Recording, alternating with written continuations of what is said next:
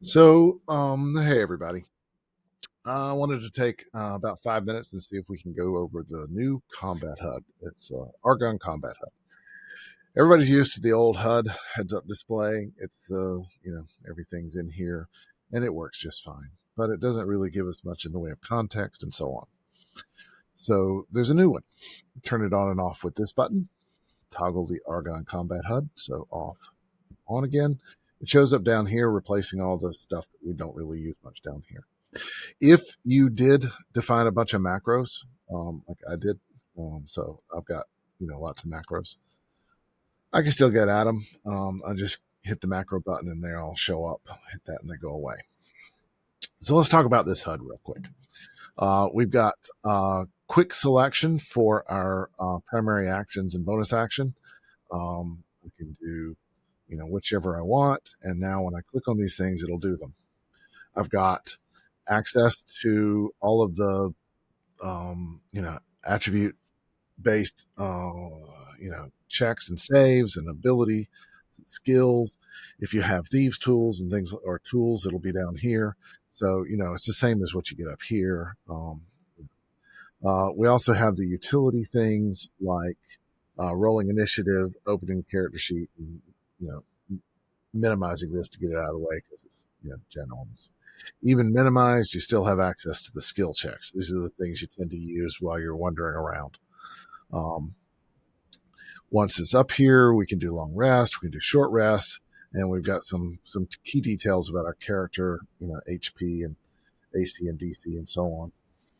Um, the big thing is when combat is going on, we get some context. So when a combat begins, we can now roll our initiative over here, or we can roll it up there. So I'm going to roll it here. Boom, I've rolled my initiative, and then everybody else rolls their initiative. And I'm going to make it my turn just to be easier. Okay, so it's my turn. And this is where things get interesting. I can now do a Warhammer hit, or I can cast a spell, or whatever I want to do. The action light is on. We're in combat, so it's showing that I still have my action available. So I'm going to hit this guy. As soon as I click on the hammer, my cursor changes to say 0 of 1 targets, and nothing else happens. It's not until I actually click on somebody, I want to hit him. Boom. All right, so I clicked on hammer, I clicked on Oris, and now I get to attack him. Okay. And I probably should have moved over here. So I moved over to Oris, and you see I have 2 left. So I had 6 of these little squares. I got 2 left. I can move over here, and I've got 1 left. I move back here. I've got none left.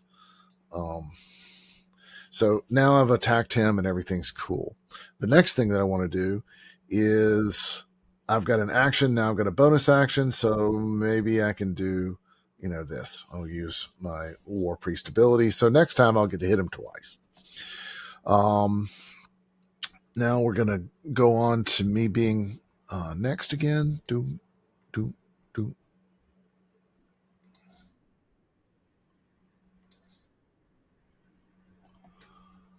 It's my turn.